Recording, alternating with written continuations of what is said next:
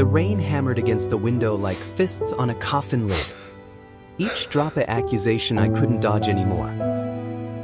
"Parker, you can't keep pretending." Alex's voice cracked through the steam from the bathroom door, raw as an open wound, yanking me from the numb haze I'd wrapped myself in for months. In that thunderclap heartbeat, as lightning sliced the Brooklyn skyline, I knew the guy I'd crashed with for a year, my safe harbor in this chaotic city, was about to drag me under with him. I stood there in the dim hallway of our shoebox apartment on Atlantic Avenue. The kind of place where the walls were paper-thin and the dreams of 20-somethings bled into each other's lives whether you wanted them to or not. The air smelled like damp concrete and the cheap takeout we'd scarfed earlier, lo mein from that hole in the wall on Smith Street that always left us both bloated and laughing. But tonight, there was no laughter. Just the relentless patter of rain and the weight of words I never saw coming. Alex emerged from the bathroom, towel slung low on his hips, water dripping from his dark curls onto the scuffed hardwood floor. He was all lean muscle and easy grace, the kind of guy who'd turn heads at the gym without trying, with olive skin that glowed under the shitty fluorescent bulb and green eyes that could pin you in place. We'd met freshman year at NYU, bonded over late-night cramming sessions and a mutual hatred for our pretentious lit prof. When I got laid off from that soul-sucking marketing gig 6 months ago, he was the one who said, "Crash here. Rent's cheaper split." And I could use the company. It was supposed to be simple. Brothers. Roommates. Survival in the concrete jungle. But nothing about the last few weeks had felt simple. Not since I'd walked in on him with that guy from the bar, some finance bro with a trust fund smile and hands that lingered too long. I played it cool. Cracked a joke about getting some action for once, but inside, it twisted something in me I didn't have a name for. Jealousy? That was for exes. Not your straight-as-an-arrow best friend. Or so I told myself, pounding IPAs at the local dive until the buzz drowned out the questions. But here he was, staring at me like I'd grown a second head. Pretending what? I shot back, my voice steadier than I felt. I crossed my arms over my chest, leaning against the peeling wallpaper as if it could hold me up. The apartment was a mess of our lives intertwined, my dog-eared copy of The Great Gatsby next to his vinyl collection, takeout containers stacked like Jenga towers on the coffee table we'd salvaged from the curb. He ran a hand through his wet hair, droplets scattering like tiny accusations. "This. The way you look at me when you think I'm not noticing." His words hung there, heavy as the humidity clinging to everything. Thunder rumbled again, shaking the fire escape outside our window, where pigeons huddled against the downpour.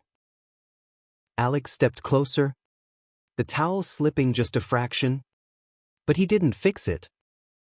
His eyes, those damn eyes, searched mine, pleading for something I wasn't sure I could give. I laughed, but it came out brittle, like glass cracking under pressure. "You're projecting. I'm just trying to pay my half of the electric bill and not burn the place down with my cooking." It was a deflection. Classic Parker move. Keep it light. Keep it safe. I'd spent my whole life building walls, first against my deadbeat dad who bailed when I was 10, then against the high school bullies who called me pretty boy like it was a curse. Coming out? Not on my radar. I dated girls in college. The performative kind that felt like checking boxes. Sarah with the laugh like wind chimes. Emily who baked cookies after finals. It worked. Mostly. Alex didn't buy it. He never did. That's what made him dangerous. Bullshit, he said softly, closing the gap until I could smell the eucalyptus body wash on his skin, feel the heat radiating off him like a challenge. Last week? At the party? You froze when I kissed that guy. And not in a wingman way. You looked hurt. My throat tightened, the room shrinking around us. The rain picked up, a symphony of chaos outside, while inside, my world tilted. It had burned. Watching his lips meet someone else's, the casual intimacy of it all. I'd blame the whiskey, the crowd, anything but the truth clawing its way up my chest. I was drunk, I muttered, but my eyes betrayed me, flicking to his mouth before I could stop them. He caught it? Of course. Alex always did. His hand lifted, peasant, brushing my arm, just a graze, but it sent electricity skittering across my skin. Parker, he whispered, voice like gravel wrapped in velvet. I've been waiting for you to see it. To see me. The dam broke then. Or maybe it was the thunder that did it. I grabbed his wrist, not gently, pulling him closer until our breaths mingled. What the hell are you saying? But I knew. I knew. The late nights talking philosophy over cheap beer on the fire escape, the way he'd sling an arm around my shoulders after a bad day, the mornings I'd wake to his coffee brewing, strong and black just how I liked it. It wasn't just roommate shit. It was the slow burn of something deeper, something I'd buried under layers of denial because admitting it meant rewriting everything I thought I was. I'm saying I'm in love with you, he said, the words tumbling out like they'd been caged too long. Have been since that stupid road trip to the Hamptons, when you belted out Springsteen like your life depended on it. And I think you feel it too. Time fractured. The rain blurred the city lights into a watercolor haze, and all I could see was him, vulnerable, disposed, towel and all. My heart hammered, a wild thing trapped in my ribs. I wanted to bolt, to laugh it off, to preserve the fragile normalcy we'd built. But his eyes held me, green and endless, promising a dive into waters I'd always feared. Instead, I kissed him. It wasn't soft or tentative. It was desperate, a collision of lips and teeth and all the unspoken ache we'd danced around. His hands fisted in my shirt, pulling me flush against him, the towel forgotten on the floor. We stumbled back against the wall, the impact jarring but grounding, his mouth hot and insistent on mine. He tasted like mint and rain and possibility, and for the first time, the storm outside felt like mercy. We broke apart gasping, foreheads pressed together. Fuck, I breathed, the word a prayer and a curse. Alex. I don't know what this means. He cupped my face, thumbs tracing my cheekbones with a tenderness that undid me. It means we're figuring it out. Together. That night. We did. The power flickered out around midnight, plunging the apartment into darkness broken only by flashes of lightning. We lit candles, stubby ones from that flea market in Williamsburg, and talked. Really talked. About the fear gnawing at me, the what-ifs of coming out in a world that still chewed up guys like us. About his ex, the one who'd ghosted him after he dared to say, I love you, too soon. About how New York, with its glittering indifference, had stripped us both bare but somehow led us here. We made love on the lumpy couch, slow and exploratory, his hands mapping my body like uncharted territory. It was messy, elbows knocking, laughter bubbling up between gasps, but real. Human. In the candlelight, his scars from a childhood bike crash stood out like stories etched in skin, and I traced them with my fingers, learning him by heart.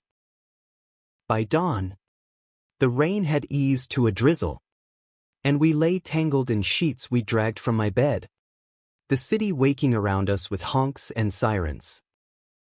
"This changes everything," I murmured, my head on his chest, listening to the steady thump that matched my own. "Yeah," he agreed, kissing my temple. But maybe that's the point. Little did I know. Everything was just beginning to unravel. The weeks that followed were a fever dream, the kind where bliss and terror blur at the edges. Alex and I fell into each other like we'd been starving, our apartment transforming into a cocoon of stolen moments. Mornings started with his lips on my neck, coffee forgotten on the counter as we tumbled back to bed. Evenings were lazy sprawls on the fire escape, sharing a joint and watching the sunset paint the East River in hues of fire. For the first time, I felt seen, not as the reliable Parker who fixed leaks and cracked jokes, but as the man beneath, raw and wanting. But New York doesn't let you hide. The city has eyes everywhere, and ours were starting to turn. First, it was subtle, the barista at our corner cafe lingering a beat too long on our intertwined fingers. The coworker who'd cornered me at that freelance gig asking, "You seeing someone?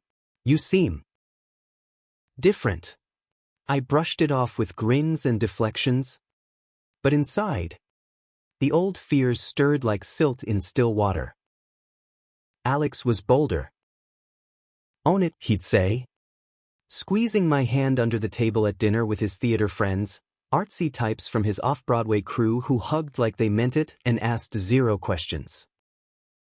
They welcomed me without fanfare, passing the wine and launching into debates about Sondheim versus Lin-Manuel that left me breathless with laughter. For him, this was old hat. He'd been out since high school, marching in pride with signs that read "Love Wins" in glittery scrawl. I was still rehearsing my lines in the mirror, the words "boyfriend" sticking like peanut butter on the roof of my mouth. Then came the betrayal. It slithered in on a Tuesday, unannounced and venomous. I'd landed a temp job at a startup in Soho, content creation for some eco-app that promised to green your commute. It was grunt work, but it paid. And the office was a buzz of ambition that made me feel alive. That's where I met Jordan. With a southern drawl that wrapped around you like kudzu and eyes the color of faded denim. He was the lead designer, all charm and quick wit, the guy who organized happy hours and remembered your coffee order.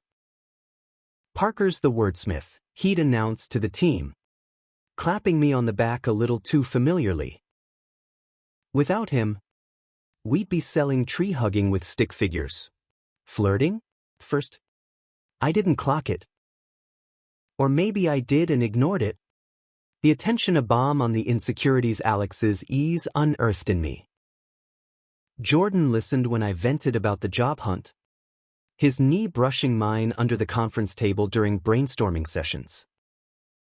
"You're too good for this grind," he'd say, voice low, like a secret.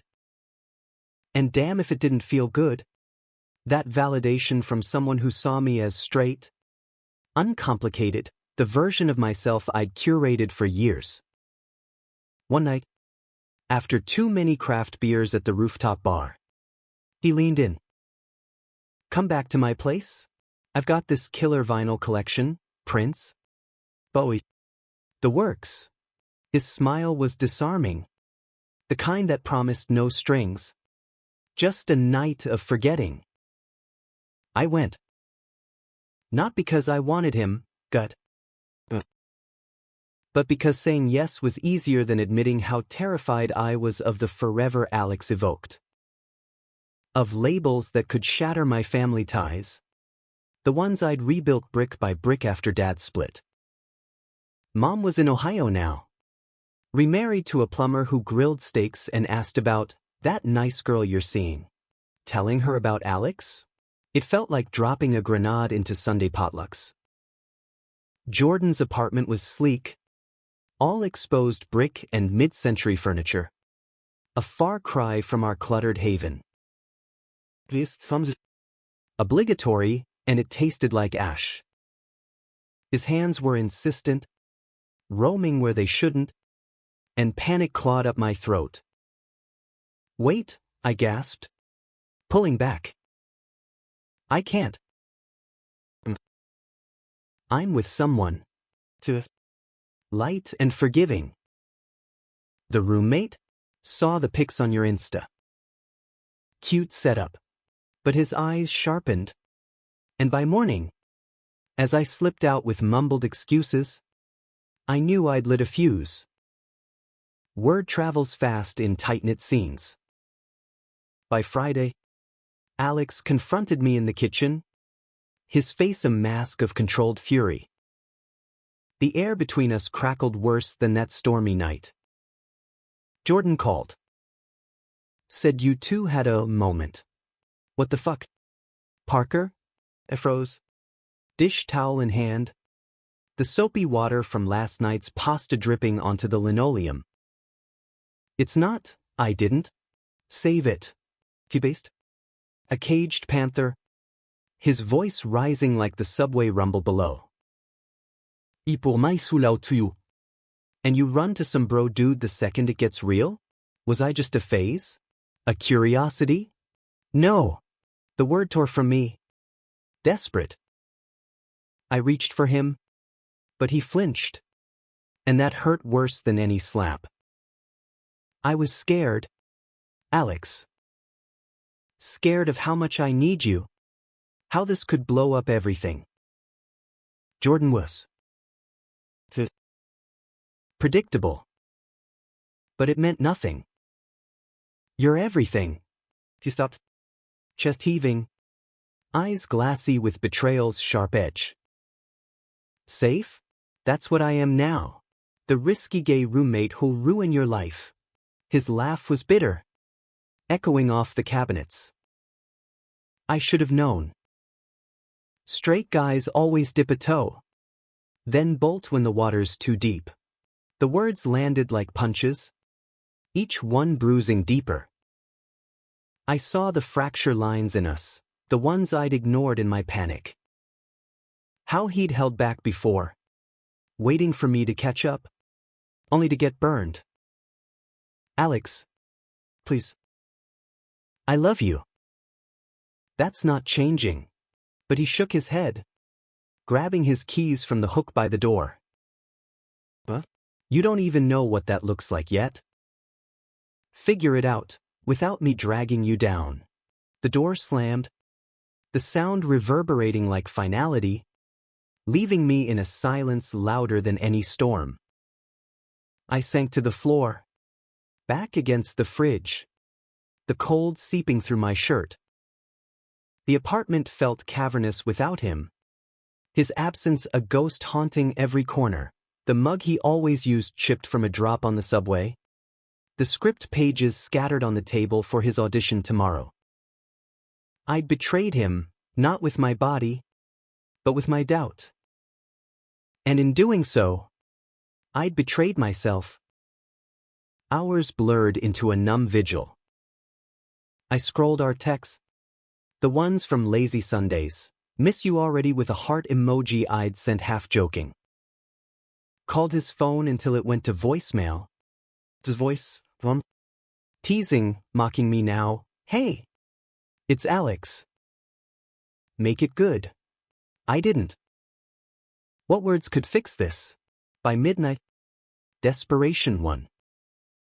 I threw on my jacket, the one he'd stolen from me last winter, and hit the streets. Brooklyn at night was alive with neon and shadows. The kind of place where secrets spilled into gutters. I knew where he'd go, the dive bar on Court Street, where the jukebox played Springsteen and the bartender poured sympathy shots. He was there, hunched over a whiskey neat, surrounded by his crew but isolated in his pain.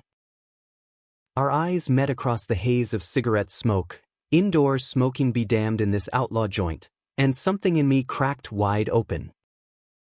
I wove through the crowd, heart in my throat. "Alex." He looked up, jaw set, but the hurt in his eyes was a knife twist. "Go home, Parker. Whatever this is, it's done." "No." I slid onto the stool beside him, ignoring the curious glances. "It's not." I fucked up. But running? That's what my dad did. What I've always done. Not anymore. His friends exchanged looks. One, a wiry guy with tattoos snaking up his arms, muttering, "Give him space, man." But Alex waved them off. The bars dimmed fading as he turned to me. "But why now?" "Because losing you isn't safe. It's annihilation." The words poured out, bewildered. The dam I'd built crumbling. I spent years pretending I was fine alone. Fine straight. Fine whatever kept the world at arm's length. But you make me want to burn it all down and build something real. I'm sorry. For the doubt. For Jordan. For making you feel like a pit stop. Just out. Whiskey glass midway to his lips. The amber liquid catching the low light. Thunder rumbled distantly, another front rolling in, and I wondered if the universe was mocking us or cheering. "You mean that?" he asked. Voice barely above the murmur of patrons. Every word. I took his hand under the bar. Our fingers lacing like they belonged. "I'm all in. If you'll have me." The silence stretched, taut as a wire, until he exhaled, setting the glass down with a soft clink. "Idiot," he murmured. But there was no venom, just weary affection. He leaned in, forehead to mine, the bar's chaos a distant hum. "You think betrayal's the end? It's the forge. But next time, talk to me. Before you torch us both." We left together, arms around waists, stepping into the drizzle that had replaced the earlier fury. The walk home was quiet, church, our steps sinking like a promise. Back in the apartment, we didn't rush to the bedroom. Instead, we sat on the floor amid the clutter, backs to the couch, and talked until the sky lightened, about fears, futures, the messy grace of forgiveness. That night didn't fix everything. Wounds like ours scar, but they heal stronger. And in the quiet hours, as his head rested on my shoulder, I realized love wasn't a straight line. It was this, two flawed men, navigating the storm, choosing each other every damn day. Summer crashed into Brooklyn like a freight train, all sticky heat and fire hydrants spraying arcs of relief for kids in too small swimsuits. Our reconciliation had patched the cracks, but living it was harder than declaring it. Alex threw himself into rehearsals for a queer indie play at the Bushwick warehouse space, Echoes in the Attic. Something about ghosts of unspoken desires haunting a Midwestern family. He came home wired, reciting lines with that fire in his belly, collapsing into my lap for debriefs that often dissolved into make-out sessions against the fridge. The temp gig stretched into something semi-permanent, churning out blog posts on sustainable living while dodging Jordan's lingering stares in the break room. "Heard you sorted your situation," he'd said one afternoon, casual as handing over a protein bar. His smile didn't reach his eyes. And I nodded, keeping it vague. Yeah. Solid now. No drama. But the undercurrent was there, a reminder of how close I'd come to derailing us. We built rituals to anchor the new normal. Sunday brunches at that vegan spot in Park Slope, where the avocado toast was overpriced but the people watching gold, dog walkers in rainbow leashes, couples arguing in hushed tones over the Times crossword. Alex would sketch on napkins, caricatures of passers-by with exaggerated features, while I plotted our next escape. We'd take into weekend getaways, cheap drives upstate to hike the Catskills, where cell service died and the only voices were birdsong and ours. One such trip, in late July, marked the shift.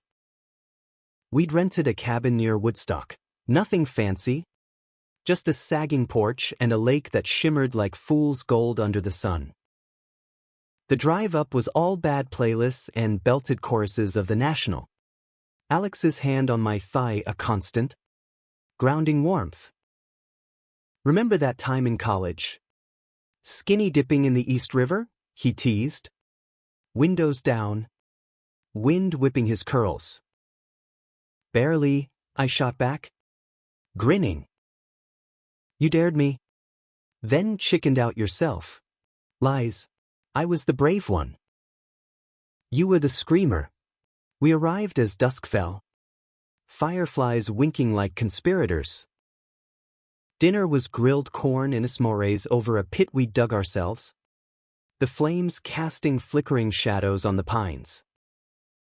Conversation flowed easy, his dreams of off-Broadway glory, my vague ambitions of writing a novel someday, maybe about a guy who mistakes safety for love. But as the embers died, the air thickened with unspoken weight. Alex poked at the coals with a stick, sparks rising like prayers. I need to tell you something. His voice was steady, but his shoulders tensed, a tell I'd learned to read. I set down my beer, the bottle sweating in the humidity. Yeah, the play. It's getting attention. A producer from the public wants to workshop it downtown. Could mean auditions? Maybe even a run. He met my eyes. The firelight dancing in his greens. But it's queer as hell. Bruh. Scenes that they'd put us on display if it blows up. Pride swelled, mixed with a pang. That's huge. But you deserve it. I pulled him close, kissing the crown of his head.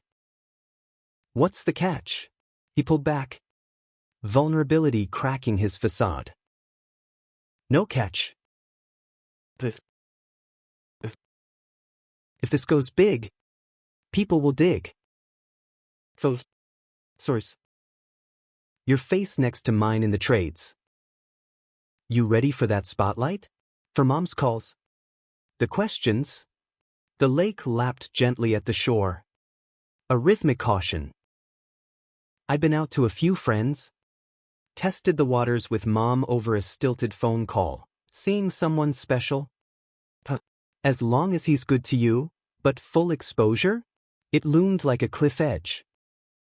I'm trying, I admitted. Voice rough. For you.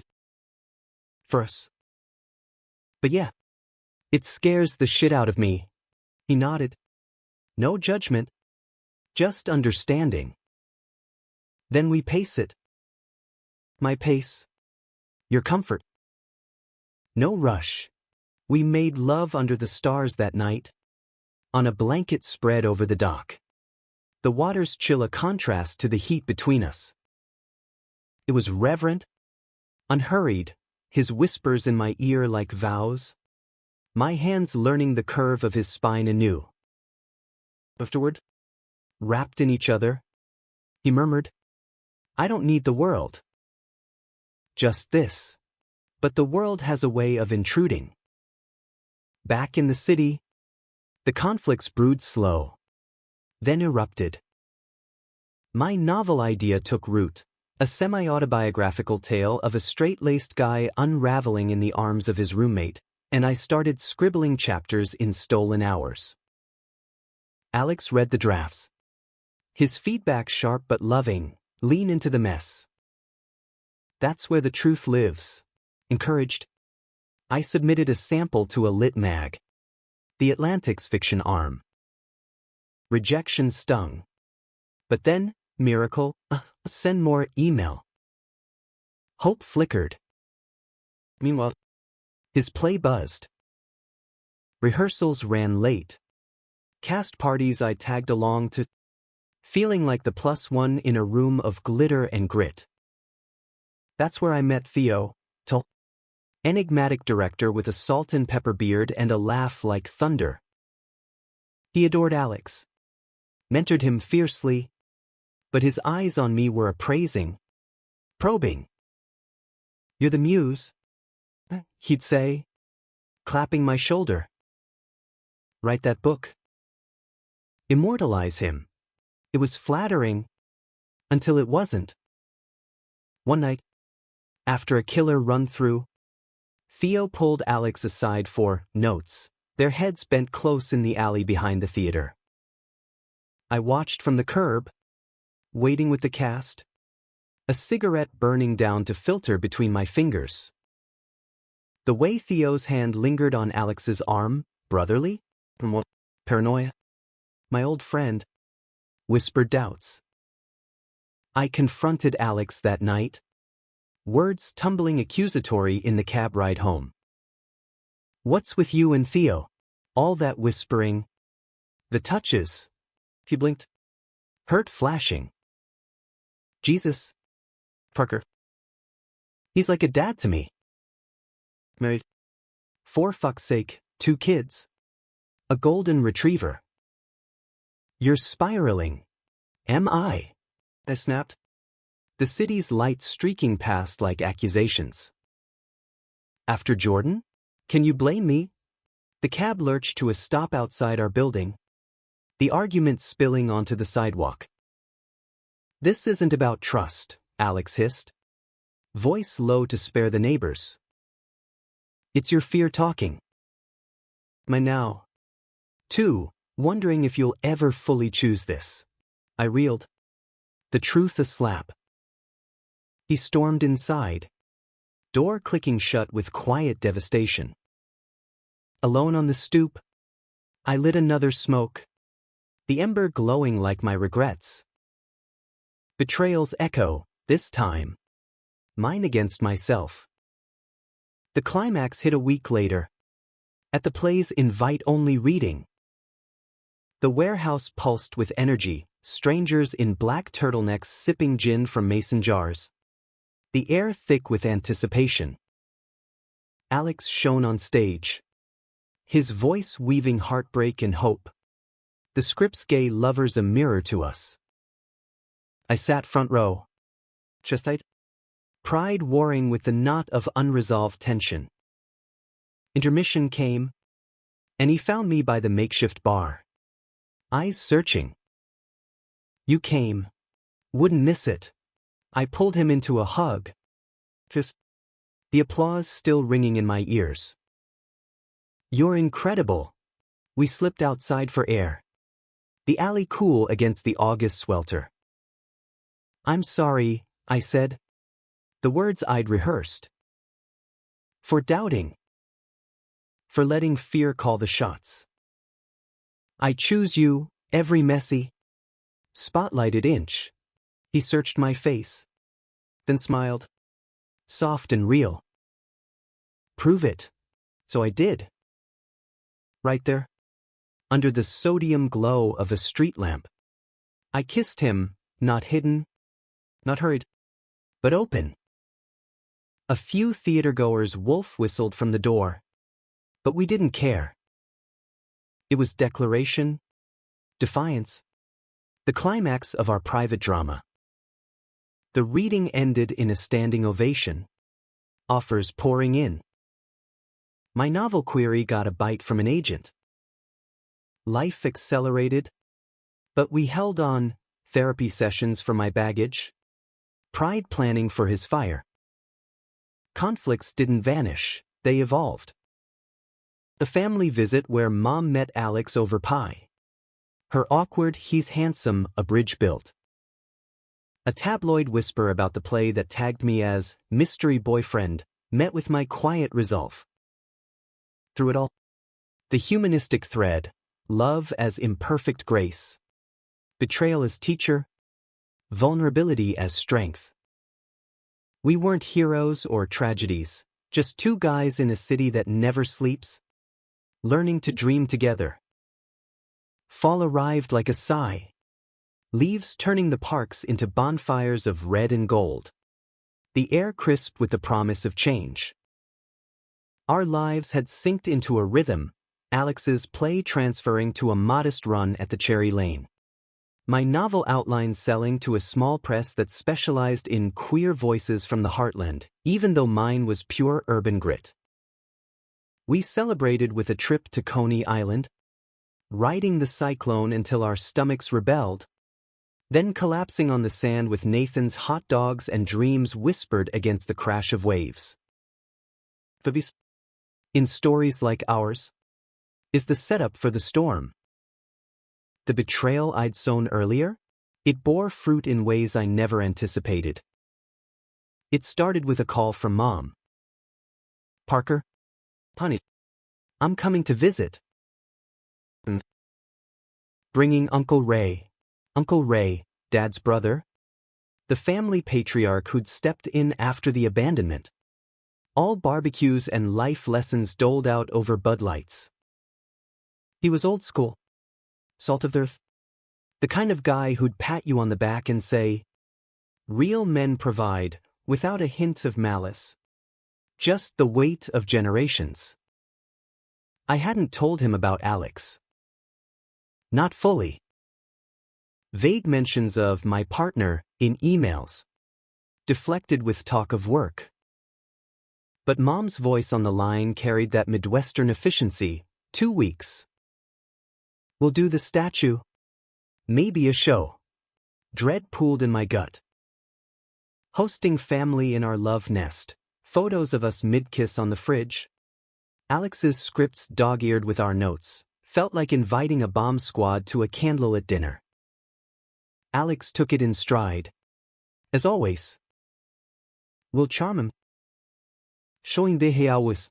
His optimism was infectious. But cracks showed. The way he'd tense when I dodged questions about wedding bells from extended kin. Or how he'd scroll Zillow late at night, murmuring about space for a future. The visit weekend dawned gray. A nor'easter brewing offshore. Mom arrived first. All hugs and Tupperware of her famous chili. Her eyes lighting up at the apartment's chaos. "It's you too," she said, spotting our mismatched mugs. "Lived in. Love that." Uncle Ray lumbered in behind. Bear hug enveloping me. His gravelly mischief. Kid easing some knots. Dinner was a minefield masked as potluck. Alex dazzled, grilling steaks on our tiny balcony hibachi, regaling them with theater tales that had Mom cackling. "You're a natural storyteller," she said, patting his hand. Uncle Ray grunted approval over his third beer. Gotta respect a man who commits. But the pivot came after. Plates cleared. When we settled in the living room for the talk. Mom had that look, gentle but probing.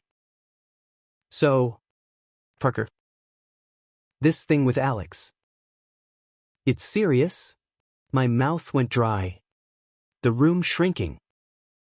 Alex sat beside me, hand on my knee. A silent anchor. "Yeah. Serious as it gets." Uncle Ray leaned forward, brow furrowed. "Good for you. Finding your footing in this crazy world." Then, softer, but You sure? I mean, after what your dad left because he was selfish, I cut in, sharper than intended. Not because of who I love. The air thickened, thunder grumbling like an omen. Uncle Ray's face crumpled, not anger, but sorrow. I didn't mean. I just worry. The world's hard on folks like you. Lost my buddy in Nam to something similar, hiding. You know, didn't want that for you. It hit like a revelation. Not rejection, but fear, for me, mirrored in his own regrets. Mom teared up, squeezing my hand. We love you, Parker. Him too. Be safe. Alex's grip tightened, his voice steady when mine wavered. We are together. The storm broke that night, wind howling as rain lashed the windows.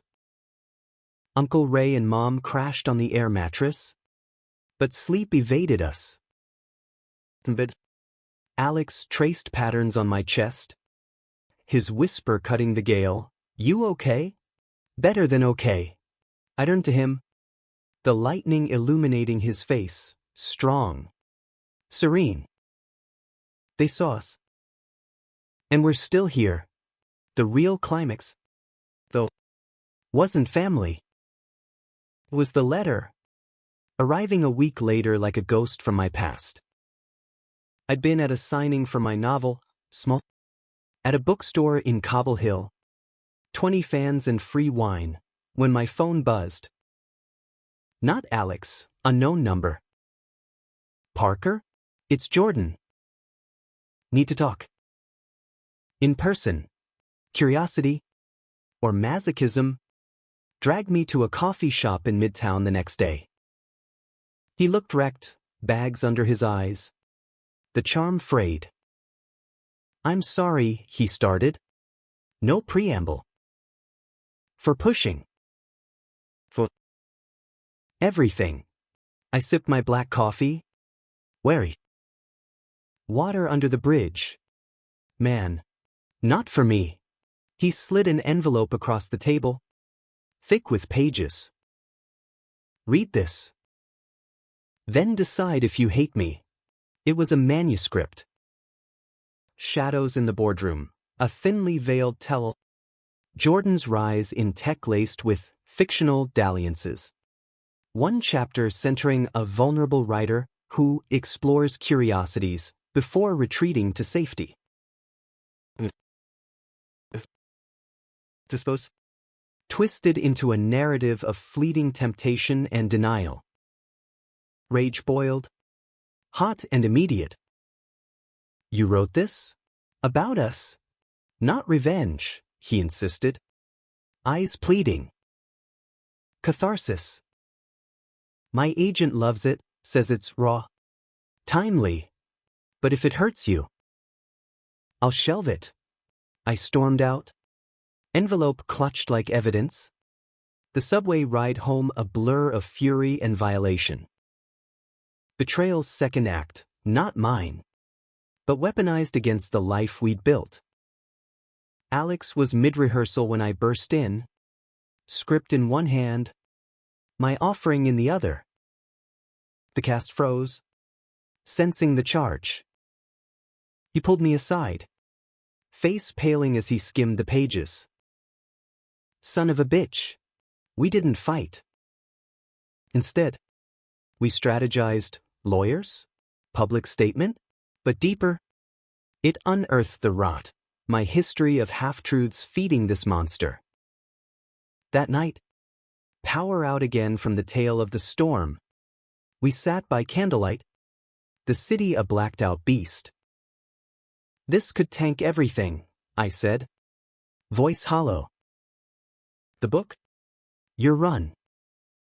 This, with my hands, calloused from stage props. Or it could be the push. To go loud. Proud. The decision crystallized over Dawn coffee. We wouldn't sue, too draining. Instead, a joint op-ed in The Guardian, from closet to spotlight, reclaiming our story. I poured out the doubts. The Jordan night as a symptom of internalized fear, Alex added grace. Forgiveness as radical act. It went viral, shares from celebs. Think pieces on queer authenticity in the age of confessional lit. Fallout was swift. Jordan's book deal evaporated amid backlash. He issued a groveling apology, fading into obscurity.